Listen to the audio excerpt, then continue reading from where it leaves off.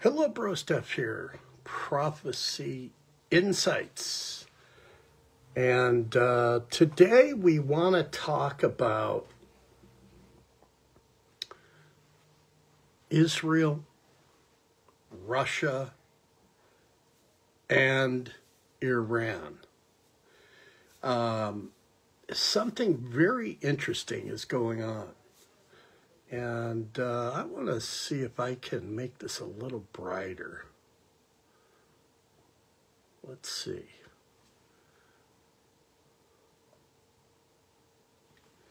There, that might help. It's kind of red, isn't it? Let me try this. There we go. That might brighten things up a little bit. If I look a little brighter, things aren't so dark. Could someone give me a thumbs up? A thumbs up. If it's not brighter, thumbs down. I'd really appreciate it. Anyway, today we want to just briefly, I want to update you on the Israel war, but most importantly, the relationship between Russia and Iran right now. Now, why would I want to update you on that? Because the relationship between Russia and Israel, or between Russia and Iran, is talked about in Ezekiel 38. So I believe what we're seeing now is the coming together of, you know what? I just remembered. You see this? That's my earbud. Am I coming in okay? Can you hear me okay with this earbud in my ear? If you can, thumbs up. If the sound isn't coming through clearly, let me know. I'll stop the video and we'll just redo it. If you can hear me okay, and my voice and my mouth moving are synced, give me a thumbs up, give me a thumbs down. We'll start the video over. So, can you hear me okay? Anyone with a thumbs up? Anyone with a thumbs up? Okay, good. Thank you so much. Kathy, thank you for that. Okay. Here's what's going on. I'll cut to the chase. Russia and Iran have decided to make an agreement where Russia is going to sell Iran her most sophisticated fighter jets. Along with that will be the munitions, bombs, cruise missiles, heat-seeking missiles, all of that to go with it. Because Iran's military air force hasn't really been updated since about 1990. So Russia's decided, you know what? We like the direction that our agreement is going. And by the way, 5 years ago, maybe a little longer, Russia and Iran made a pact that if Iran was attacked, Russia would get involved and help her. So they got this cozying up thing that's happening right now. And when you open the book of Ezekiel 38, you read about how close Russia and Persia, or Iran of today, get. They're so close that when that battle takes place, Russia and Iran, along with Turkey and North Africa, Libya, etc., they start to flood into the mountains of Israel. So I think what we're seeing is the big setup. You know, I see it this way. God has got a mousetrap in the mousetrap, there's cheese in there, or peanut butter, however you want to look at it. You know, rats and mice love fresh peanut butter. Israel's the peanut butter, okay? And so as they come into God's mousetrap to attack Israel, what's going to happen? The trap is going to spring on Iran, Russia, Egypt.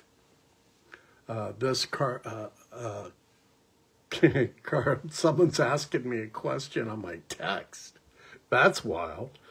Has nothing to do with what we're talking about, by the way. So anyway, let's go on.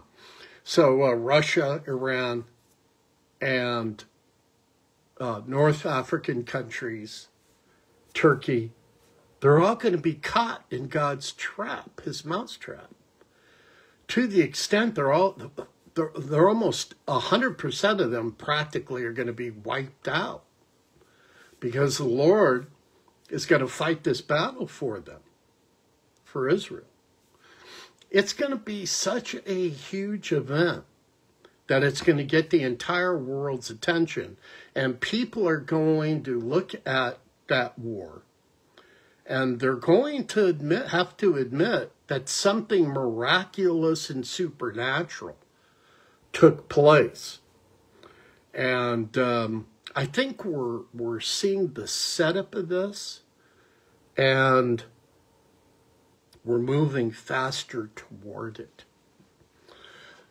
Now, what's going on in Israel right now, this ceasefire is really bad news for Israel. Now, it's good that the women and the children are being released back to Israel. That's great. And no one would say that that's not a good thing. That's something to be very excited about. The Jews right now are in this position because of this war and the massacre that happened against them. They're now looking to God more probably than they may have ever looked to him. And they're talking to him, they're in their synagogues, they're praising him, thanking him for watching over them, for the release of the women and the children and the elderly. I think there's been 50 or so, maybe it might get to about 100 before the war resumes. But the reason it's bad for Israel to have a long pause is it gives Hamas a chance to regroup. Their fighters get a rest. They can take a deep breath. They can get resupplied by Russia and Iran with missiles, with bombs, warfare equipment, all that stuff. And it stops the momentum that Israel had. And Israel had a ton of momentum on her side. And so that machine is going to have to be started all over again. And so as Israel begins to focus on southern Gaza, she's going to have to get up the momentum and the motivation to attack southern Gaza, where all the Hamas leadership that's still in Gaza, they're all underground in southern Gaza right now. Now, most of the highest leadership of Hamas is hanging out in Qatar and Qatar and those countries. In fact, they're living the life of Riley right now. I mean, they're living in 5-star penthouses, and they're living it up while the common people that are in their armies are the ones suffering. And so, never a good idea for Israel to have to pause and reset the way they are. Now, the benefit to it, if there is any, is it gives Israel a chance to get their people out of captivity. It gives the soldiers a chance to have a good night's sleep, to rest, to re-energize themselves, have a good meal, etc. It allows for this. But make no mistake about it, when warfare gets started, if you just read, what happened in World War II, once the fighting starts, it doesn't stop until there's a victor. And in World War II, of course, the Nazis eventually surrendered, Japan surrendered, and, the Western Alliance won that war because of the ferociousness that we had during World War II. And Israel has to do the same. You got to remember the Arab mindset, and especially the terrorist mindset. There's only one thing they understand, and that's brute force. Brutality. I mean, to where you crush them. When you crush them severe enough, they will capitulate. They will surrender at some point in time. But Israel's not up. They don't want to surrender. What Israel truly wants to do is totally annihilate Hamas and destroy them. So that's the update. Iran, and the headline is Iran and Russia are doing a military, very high-tech military equipment, jets, bombs, missiles, etc. swap. Iran's buying this from Russia. And I think that Iran and Russia suspect that Israel wants to, at some point in time, destroy Iran's nuclear facilities, or very possibly Israel knows eventually she's probably going to be in a war with Iran, or in Old Testament days, Persia. So there's a lot to pray about in this. I mean, if Israel were to fail, and she won't, we'd be next. And what the terrorists want is they want to move into the West. America's southern borders are wide open. The Border Patrol have found prayer mats that the Muslims use to say their daily prayers right there at the border. They know that Hamas and ISIS and Islamic groups, terrorist groups, are inside the borders of the United States. They're just waiting to be activated. And so if Israel did not go after Hamas the way they're doing, they would think that they could attack the United States as well. So there's a lot riding on this.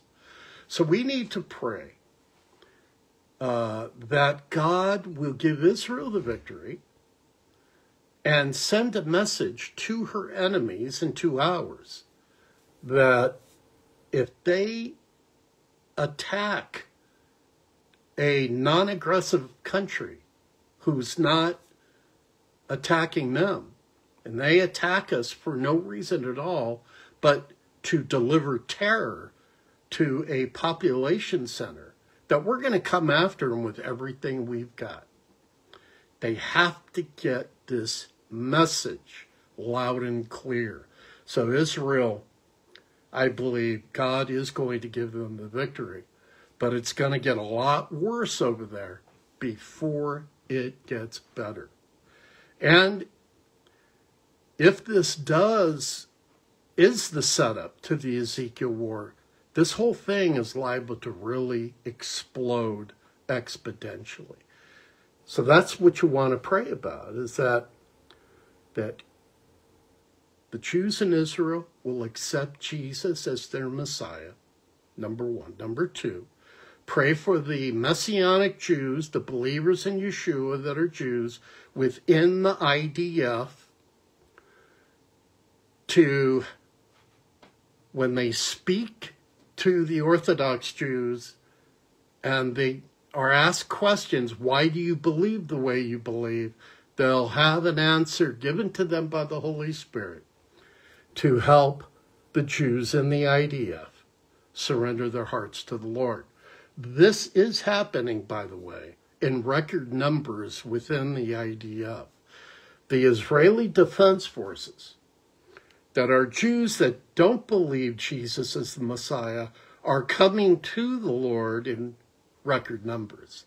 And it's amazing to hear these reports that are being shared by the Messianic Jews to the evangelical community, the Christian community here in the United States.